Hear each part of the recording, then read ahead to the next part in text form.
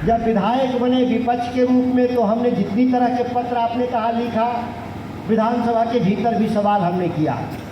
अब तो ये सरकार बनी है ज़रूर, मैं तो कहा भी कि पुरानी सरकार, इसमें हम नए आए हैं तो करीब 2 महीना हो गया लगभग। हालांकि इसके इलाके के नुमाइंदा तो 2 साल से मंत्री हैं, ये पुरानी सरकार के नुमाइंदा है ना।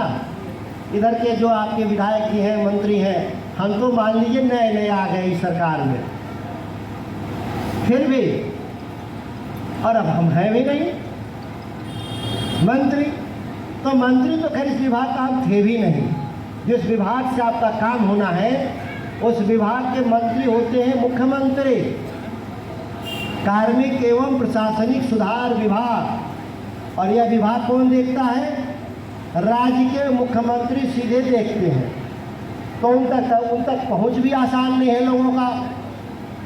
और आजकल के मंत्री तो चपरासी होते हैं, कहने को तो मंत्री हैं कागज में, लेकिन सरकार के नज़र में चपरासी हैं, रबर स्टाम्प। उधर से सचिव फाइल ला देता है, उधर दस्तखत कर देता है डर से कि मेरा मास्टर नाराज हो जाएगा, फाइल पर दस्तखत नहीं करेंगे। मास्टर उसको कहते हैं जो नेता का मालिक है और घर के अन्य सदस्य हैं, उसके भीतर भी संघर्ष है। व्यवस्था को लेकर के कि साल भर में आमद क्या हुई, खर्च क्या हुए। तो ये जो पहचान की जो लड़ाई है, ये कोई साधारण लड़ाई नहीं, और इसके लिए लाखों करोड़ों लोग अपनी शहादत दिया लोगों ने। अभी हाल ही में पहचान की लड़ाई देश के किसानों ने लड़ा। जब देश में 3 कानून आ गए किसानों के खिलाफ, तो किसानों ने धरना दे दिया दिल्ली में 13 महीने। आज़ाद भारत में उससे बड़ा धरना हम लोग नहीं मानते, उतनी बड़ी लड़ाई हम लोग नहीं मानते जितनी बड़ी लड़ाई लड़ी गई। करीब 750 लोगों ने शहादत दिया था। तब किसान एक बड़ा समूह है जो देश की आबादी का 70% 75% है, तो उनकी बात सुनी गई और कानून वापस लिया गया। लेकिन संकट कहाँ पैदा होता है? जब समाज में बहुत छोटा हिस्सा अपनी पहचान की लड़ाई लड़ता हो। खरवार समाज की आबादी प्रतिशत में होगी, अब वो अपनी पहचान की लड़ाई लड़ रहा है, तो इसमें वोट बैंक दिखता नहीं लोगों को, राजनीतिक दलों को, कि वोट बैंक में लगता है कि बड़ा छोटा हिस्सा है, थोड़ा इधर उधर जाएंगे भी तो कहाँ जाएंगे, बूथ पर तो जाएंगे ही जाएंगे, और मेरे लाठी वाले तो बूथ पे कब्जा कर ही लेंगे, इसलिए उनकी बात क्या सुनने।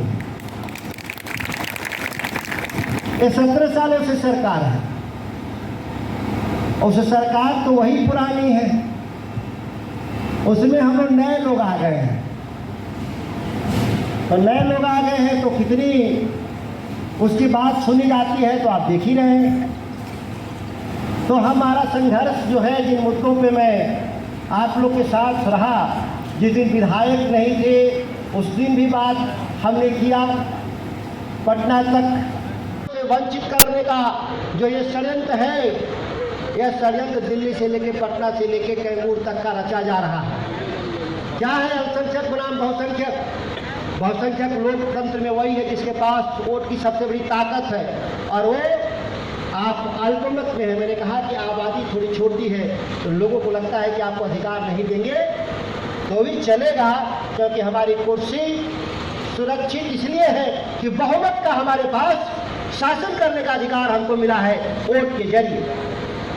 क्या यह सत्ता केवल सरकारों को बनाने का खेल बस रह गया? क्या देश में लोकतंत्र और देश को आज़ाद किए थे? क्या आज़ाद भारत के संघर्षों के अगर बलिदानों को देखा जाए तो सबसे बड़ा बलिदान इस देश में कान्हा भगत, बिरसा मुंडा, आदिवासी समाज के लोगों ने लड़ा था।